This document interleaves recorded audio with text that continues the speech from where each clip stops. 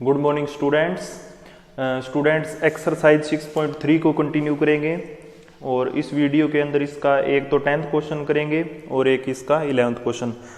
Diagram मैंने बना दिए हैं दोनों ही क्वेश्चंस के। तो बच्चों आप क्या करोगे, पहले तो आप ये काम करोगे कि स्टेटमेंट पढ़ो इसकी 10th क्वेश्चन की।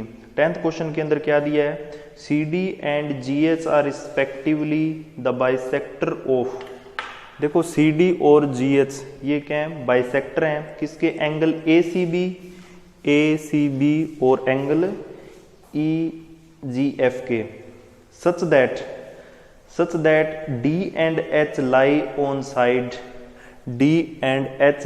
Side A B and E F on triangle A B C E F G. और अपने को क्या दिया, if triangle A B C is similar to E F G. तो बच्चों देखो क्या क्या दिया है, इसने क्या दिया है बच्चों कि जो अपनी ये जो दो लाइनें है ना, एक तो सी डी और एक जी एच, ये जो पूरा बड़ा एंगल है, जैसे आपका ये एंगल कौन सा हो गया, ए सी बी और एफ जी ई, इसका ये बाइसेक्टर है। बाइसेक्टर का मतलब क्या होता है बच्चों, ये वाला लाइन का है बाइसेक्टर है। बाइसेक्टर का मतलब है भी ये वाला जो एंगल है ना, ये इतना एंगल, मतलब angle 1 is equal to angle 2। और इसके अंदर ये जो जी एच है ना, ये वाली लाइन क्या करती है, एफ जी ई को क्या करती है, बाइसेक्ट करती है। मतलब ये जो नीचे वाला पार्ट है और ये ऊपर वाला जो पार्ट है, मतलब एंगल 3 और 4 क्या हो जाएंगे, इक्वल। बाइसेक्टर का मतलब यही होता है भी कोई भी एंगल को दो इक्वल भागों में बांटना।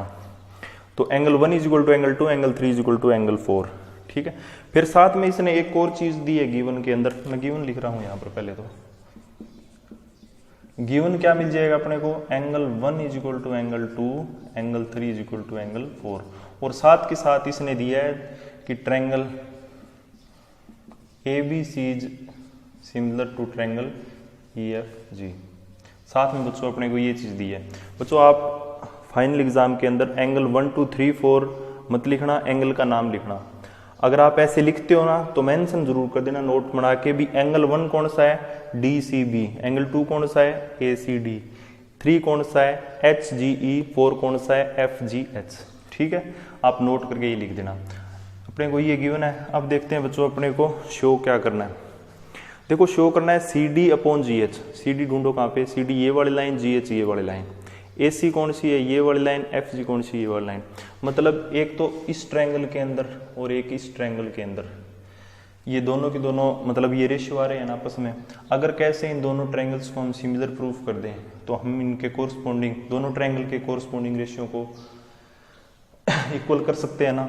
तो बच्चों वही काम करेंगे, यहां से हम शुरू करते हैं प्रूफ। अब प्रूफ के अंदर शुरुआत कहां से करेंगे, हम लेंगे triangle A C D and triangle E G H F.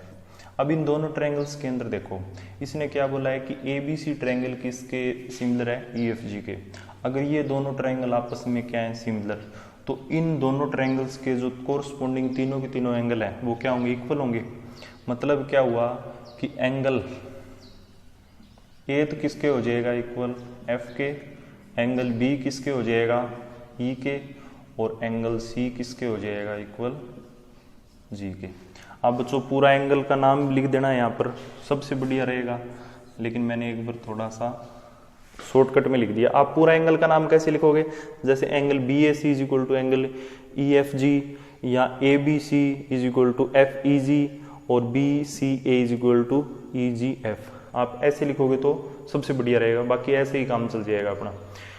देखो बच्चों इन दोनों ट्रायंगल के अंदर अपने को ये चीज गिवन है ना, angle A is equal to angle F. आप पूरा लिखना वैसे तो सबसे बढ़िया रहेगा, angle A is equal to angle F. क्यों, क्योंकि triangle A B C is similar to triangle E F G, लिख देंगे ये। फिर बच्चों देखो साथ के साथ ये भी तो है ना, angle C is equal to angle G, ठीक है, angle C is equal to angle G, ये दोनों इक्वल है। अगर ये दोनों इक्वल है तो एंगल सी का हाफ एंगल जी के हाफ के इक्वल होगा कि नहीं होगा, बिल्कुल होगा। तो बच्चों एंगल सी का हाफ तो क्या हो जाएगा, एंगल 2, और एंगल जी का हाफ क्या हो जाएगा, सॉरी, इसका तो एंगल 2 और इसका एंगल 4, ये क्या हो जाएंगे, इक्वल हो जाएंगे। मतलब आप इनके अलावा ये भी रिजल्ट लिख सकते हो ना भी, एंगल यहाँ से क्या मिल जाएगा, angle 2 is equal to angle 4 and angle 1 is equal to angle 3।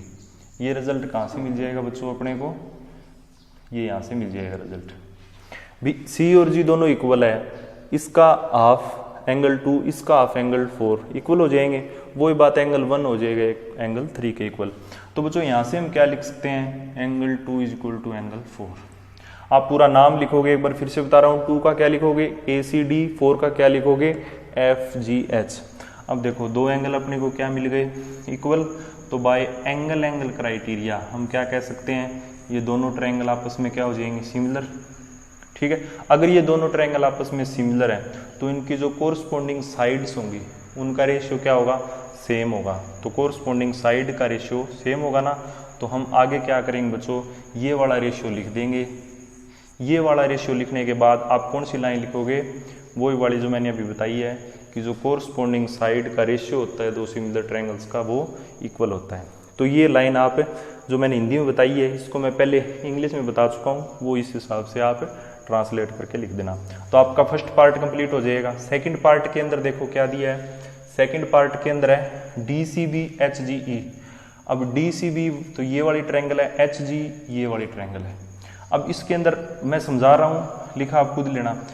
ये दोनों तो एंगल इक्वल है, ये देखो यहाँ पर है ना, angle B is equal to angle E, और angle 1 is equal to angle 3 है, ये देखो यहाँ पर अभी हमने प्रूफ किया है। तो ये भी बाय एंगल एंगल क्राइटेरिया क्या हो जाएंगी, दोनों ट्रायंगल आपस में सिमिलर हो जाएंगे, यही प्रूफ करना था।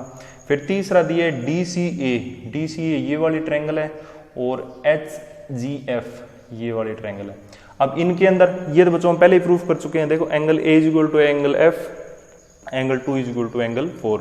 तो बाय एंगल एंगल क्राइटेरिया ये थर्ड वाला पोर्शन भी क्या हो जाएगा, सोल्व हो जाएगा, और ये दोनों ट्रायंगल सिमिलर प्रूफ हो जाएंगे। समझ में आई बात, मैंने बता दिया सारा का सारा। बस ये कंसेप्ट था कि दो ट्रायंगल अगर सिमिलर हैं तो उनके कोरस्पॉन्डिंग एंगल होंगे वो इक्वल होंगे। और फिर इसने एंगल बाइसेक्टर दिए थे, तो बाइसेक्टर का अर्थ क्या होता है भी, इस एंगल का हाफ इस एंगल के हाफ के इक्वल होगा, और angle 1 is equal to 2, angle 3 is equal to 4 होगा, 2 4 के इक्वल, 1 3 के इक्वल होगा। ये कंसेप्ट मैं क्लियर करा चुका हूँ, इन्हीं का इस्तेमाल करके ये सारे के सारे सिमिलर प्रूफ हो जाएंगे। ईजी सा क्वेश्चन था, ठीक है। अब क्वेश्चन नंबर 11 है, उसकी स्टेटमेंट पढ़ो।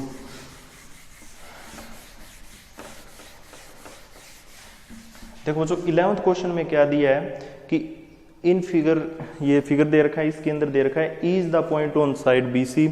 ये BC जो साइड है ना, इसके ऊपर E पॉइंट को इस हिसाब से बनाया, इसको प्रोड्यूस करके बनाया है।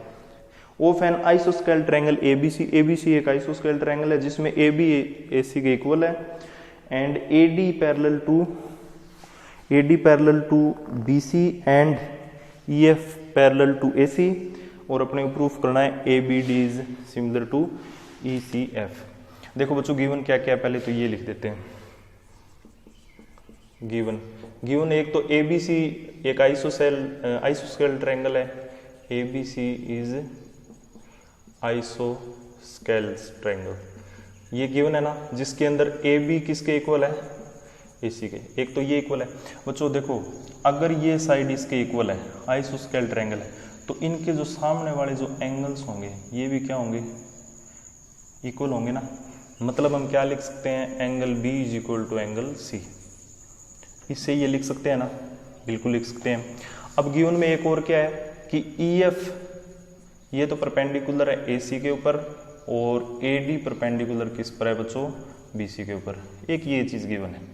तो बच्चों इन्हीं दोनों रिजल्ट्स को इस्तेमाल करके हम क्या करेंगे, इन दोनों ट्रायंगल को सिमिलर प्रूफ करेंगे। तो यहाँ से हम प्रूफ स्टार्ट करते हैं बच्चों।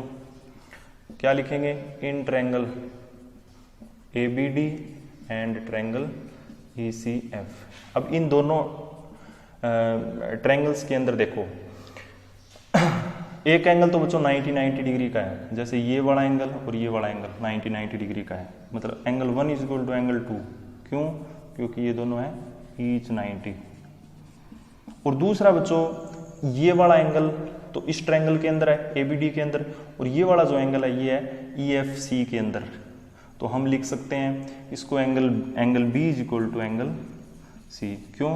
क्योंकि हमने अभी इस चीज़ को प्रूफ किया है, प्रूफ अर्लियर। आप ऐसे लिख सकते हो या आप ऐसे लिख सकते हो corresponding angles of equal sides of आइसोस्केल ट्रायंगल्स आर इक्वल। ठीक है, या आप इसको सीधा ही लिखो प्रूफ अर्लियर, आपका ऐसे ही काम चल जाएगा। मेरा कहने का मतलब ये है, आप इंग्लिश में इसको थोड़ा इंग्लिश में ट्रांसलेट नहीं कर पाया तो देखो इसका मतलब क्या होता है कि जो आइसोस्केल ट्रायंगल होती है उसकी जो दो साइडें अगर इक्वल हैं तो जो उनके कोरस्पॉन्डिंग एंगल होते हैं ना, उनके अपोजिट जो एंगल होते हैं वो क्या होते हैं, इक्वल होते हैं। तो बाय एंगल क्राइटेरिया हम क्या कह सकते हैं, ये दोनों ट्रायंगल सिमिलर हो जाएंगे।